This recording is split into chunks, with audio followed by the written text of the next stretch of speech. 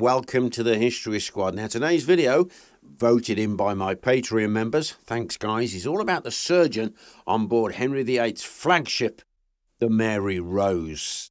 Now that ship saw service for 34 years, built in 1510 and sank, unfortunately, on the 19th of July 1545 when it was engaging a French invasion fleet just off the Isle of Wight there. It's really sad because as it turned, apparently gunports filled, ship turned turtle with everybody on board, and then it lies at the bottom of the Solent for 400 years, when in 1982, what was left of the ship was raised from the deep, together with thousands of artifacts. So we're going to dive in and explore some of the artifacts that were found in the surgeon's cabin and the role of the surgeon on board Henry VIII's favourite ship, the Mary Rose. So as I mentioned, in 1982, the remains of the Mary Rose was finally raised from the seabed. Over 19,000 artifacts were recovered, and one of those was a wooden chest found inside the surgeon's cabin. We know it was the surgeon's cabin and chest because of the type of artifacts found inside and around it. As well as personal items like a shoe, coins and a wallet, they found medical instruments, containers for oils and ointments, tools and razors, and although we don't actually know the name of the surgeon, a pewter plate with the initials W.E. were discovered in the cabin. Maybe the W stood for William. It was certainly a popular name back then. Now we do know that as a member of the Barbers and Surgeons Guild, that the surgeon on board the Mary Rose would have served a 7-year apprenticeship, and on passing his final exams would then become a senior member of that guild. Now, what they recovered from the surgeon's chest shows that this guy was quite wealthy. There was a large amount of pewter, a bag full of silver coins. Now, the surgeon was responsible for sailors who got disease, controlling disease, giving out medicine, dealing with pain and common injuries. But don't forget, this guy was also there for serious accidents and, of course, wounds and injuries received in battle.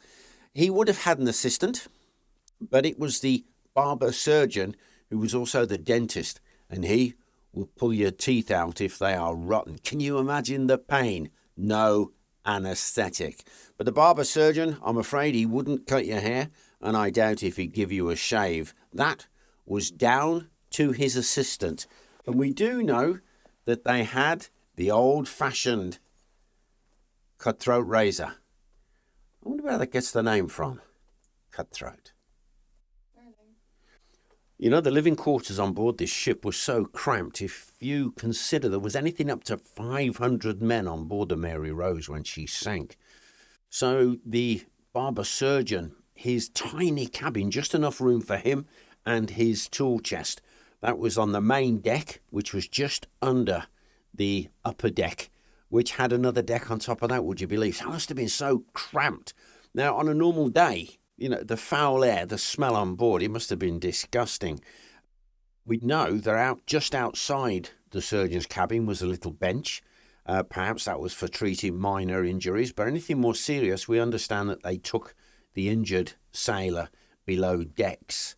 So all of those men crammed on board. It's a great opportunity for disease, for infection, and that must have been one of the biggest jobs for the barber surgeon on board any ship, the actual treating and containing of infection. You know, it's interesting when you look at some of the artifacts that they recovered from the Mary Rose. I've got one here. A comb, dealing with nits in your hair. These belong to the different crew members on board the ship, so they would have got out the lice. They would have taken care of themselves. An ear scoop out the ear wax. I got a pair of tweezers here. Perhaps they would use that to get out splinters from their hands. But if you were the surgeon there, you're dealing with scurvy. This is the disease where they lack of vitamin C. And of course, we're talking the Tudor age, where you're going to get a bag full of lemons or limes, as the British Navy had later on, giving the English the name of limeys by the Yanks, the Americans. Hey, guys. Meanwhile, the surgeon, he'll probably have a whole load of men queuing up. I broke my finger, right? So he's going to set a finger, but that guy might be out of action for a few days. If a guy's broken his leg, if it's an exposed fracture, chances are that once the ship docks, he'll be disabled out. But if it's an enclosed fracture, it might heal by itself, or they might just be able to splint it using a contraption similar to this one shown here. You know, we think of these men on board the ship and they're fighting and the ship is rolling this way and that. What about the stuff that falls down from the rigging? Some of these pulleys and things like this, and they hit the guys. Some of them will have terrible crush injuries. So how do you deal with a crushed finger? And this is something that I just didn't think about. So I think it's about time for my first demonstration of how the surgeon on board the Mary Rose may simply have dealt with a crushed finger. So you imagine then you're working upstairs on the deck, or you're a gunner, you're trying to move the gun around, you trap your little finger. It's almost severed, it's crushed, there's no way they can actually fix it.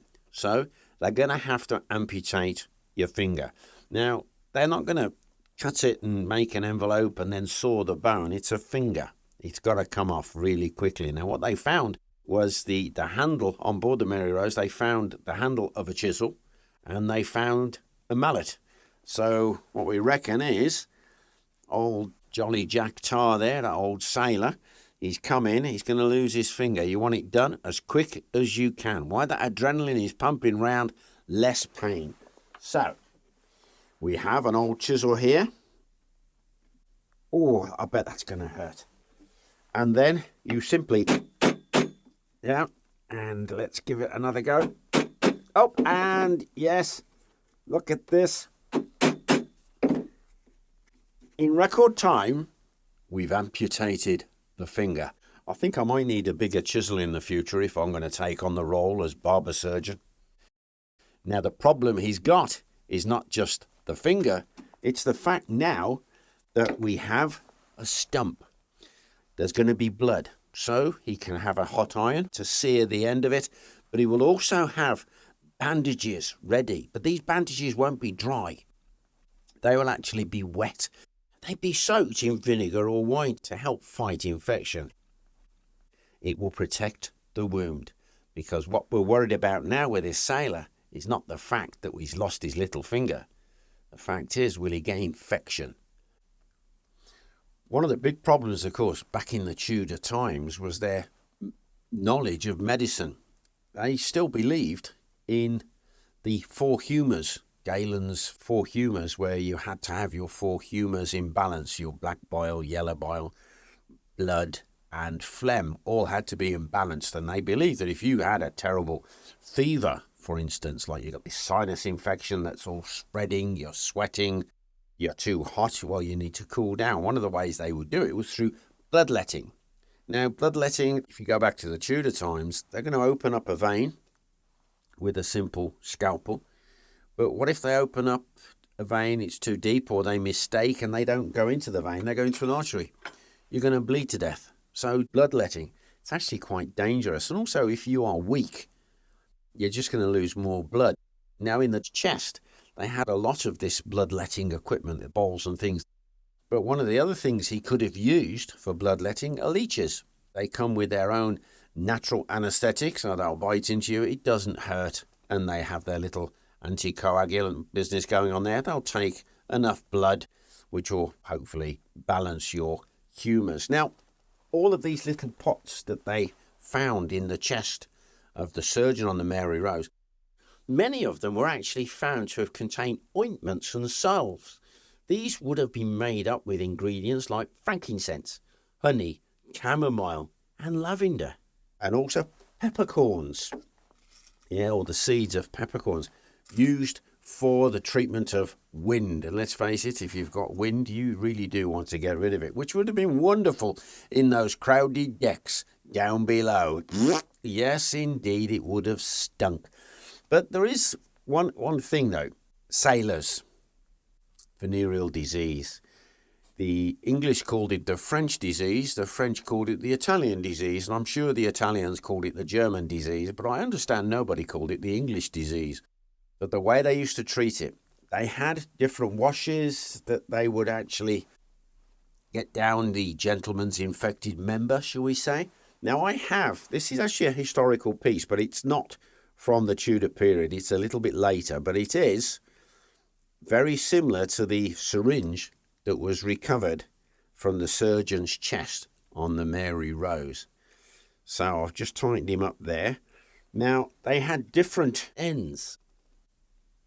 This one's quite wide. This one might have been used for an enema, or it may have been simply used to actually place down the centre of a man's infected member with that terrible French disease, and they would then squirt in the medicine. I can imagine a lot of cross-eyed sailors after this had been done, but what they administered. Yes, there were washes, there was all these different things, but the one ingredient that terrified me was mercury. It's poisonous, and it could quite easily send you mad. It's one thing to be the barber surgeon, on a day-to-day basis, dealing with the crew, looking after the crew, dealing with them for those strange diseases. But when it comes to combat, some of the wounds, they must have been horrendous. Smashed limbs from when a cannonball comes through the ship, or a cannon actually turns over, trapping the leg. Arrow wounds, because don't forget, this is the day of the time in history of the crossover between longbows, crossbows, and of course your musket. So you will have the penetration wounds, from blades. I mean, I've got a heck of a knife here, this old bollock dagger here. Insertions, nasty. But how about when you're shot? This is a whole new kind of medicine now, isn't it? And I've got somebody who's lending me a hand here so that I can show you. I've actually placed a musket ball in there. I hadn't got any new ones. I've shot them all. I've got an original. So we're going to try and just get it out. First of all, you can just about see the musket ball. So using a very simple scalpel. Now, these are all copies of originals from illustrations. So he can actually touch the musket ball. That is a bonus.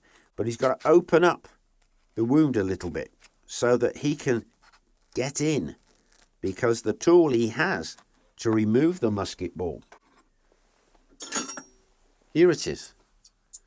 Now, they're long because he might have to go all the way into the body. It's basically a scoop. So let's just see if I can find the musket ball. And just to let you know, I've never done this before.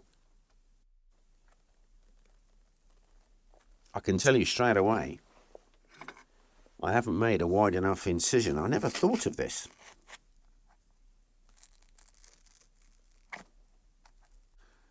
And while we're doing this, the guy has no anaesthetic. And I'll tell you firsthand, having been treated when I was in the army for an injury without an anaesthetic on the streets, you deal with it. Your adrenaline is pumping. You want to get on with it. You want to get it done as fast as you can. So let's see if I can get in there. Right, I think I have it. So I've had to twist it.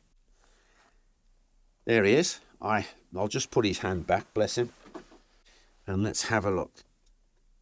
Now there. So there it is. We've got the musket ball out. Now that was okay because it went through his forearm and he didn't have a shirt on. But what if it had gone through a part of his body where he had clothing or equipment? And the musket ball would have taken shreds of that clothing inside the wound. And that has to be dug out too. So tweezers, that kind of thing. So being shot with a musket ball, shot with an arrow, stabbed with a sword, nasty. But I'm going to show you another kind of injury that a sailor could have received on board the Mary Rose during that Tudor time. In fact, any sailor during the time of ships made of wood. And that's a splinter injury. Now, it's easy to say, ouch, I've got a splinter. It hurts, doesn't it? But just imagine if it was a piece of the deck or a piece of the hull of the ship. Cannonballs come through. These are flying everywhere. Imagine having one of these stuck in your face. Well, I'm going to show you just how a surgeon would have removed it. You know, you see in lots of the pirate films, they've got a patch over one eye. It's because of the splinters. So you imagine then, a cannonball goes through the side of a ship, all those splinters. If you're in the way, you're going to be covered in them. Some of them could prove quite fatal. If it's just like this, poor old Henry here, volunteered again. I'm not going to crack the joke about him being lonely because he's got nobody. He's here. He's got two nasty splinters. So the surgeon, the ship's rocking, it might be the battle raging upstairs. He's got to draw these out. Now, if they're stuck, he's going to have to use some of his surgical instruments to literally prise that out. Now, I've just heard the end of that snap. So deep inside poor old Henry's face, there is another piece of wood. What chance does a surgeon on board a ship like that stand of digging in, cutting him open to try and find a few splinters? Another one here. Let's see if I can just draw this one out. Well, actually, it's gone into the gum. So that's going to be really painful. It's going to be double kind. And I can pull him out very, very gently. And I'm just sat here. Look how long that is. In the studio. Nobody's rocking. I've not got any poor lighting. There isn't guns firing and commotion and men screaming all over the place. I don't think he'd survive this one. They might have a salve, a compress of honey-based ointment. Or are they going to cut him open? But in cutting him open, they're going to risk more of an infection. This is the problem they have, is their medical knowledge is so lacking. And you look at old Long John Silver from Treasure Island, he's got one eye patch and he's got a leg missing. Because when these cannonballs went through the ship, they would often remove a limb. And if a sailor lost the leg below the knee, they could repair it, might survive all of the infection. It was incredible what they could do. And then they'd fit it with a wooden leg, and he could become the ship's cook. Can you imagine what it must have been like for the crew, the people on board, the soldiers, the sailors, the surgeon and his assistant, just minutes before it turned upside down and went to the bottom? Smoke, gunfire, screaming, shouting. Men wounded. You're busy when the ship lurches, turns to one side, and then literally goes over and sinks to the bottom. You're trapped below deck. The ship settles, and over 400 years, part of the ship simply rots away. But the part where the surgeon's cabin was, maybe he was one of the bones, one of the skeletons found nearby. It's preserved in the silt. And when they lift that ship, spar by spar, piece by piece, and they find the surgeon's chest filled with all those artifacts. Jugs and flasks that might once have contained oil of rose, wine or vinegar. There were handles from his surgical instruments, like the tree pan, razors and chisel, where the metal has long since corroded away. They even found rolls of a sticky resinous material in the chest that turned out to be rolls of linen bandages. These have been impregnated with pine oils and resins, which when applied to the broken limbs, it's believed it solidified to create kind of a cast. One of my most abiding memories of the raising of the wreck of the Mary Rose is when they opened up the pots of ointment, the ceramic jars or the wooden pots, from the surgeon's chest, and they found that there was ointment still in it. And I remember, and I've since read about this as well, that there were scoop marks in the ointment, or was there fingerprints in there? I'm not 100% sure about this, but it just kind of blows my mind, because not only are we touching history, is it history reaching out and touching us? Well, guys, I hope you enjoyed that video of ours. If you did, like, share, and subscribe. And if you'd like to support the channel further, why not have a look at joining our Patreon community? Speaking of which, I'm going to mention 3 of our Patreon members: Dee Dee Lawton, Zachary McMickens, and David Lindberg. Hey, guys, thanks a million. Bye for now.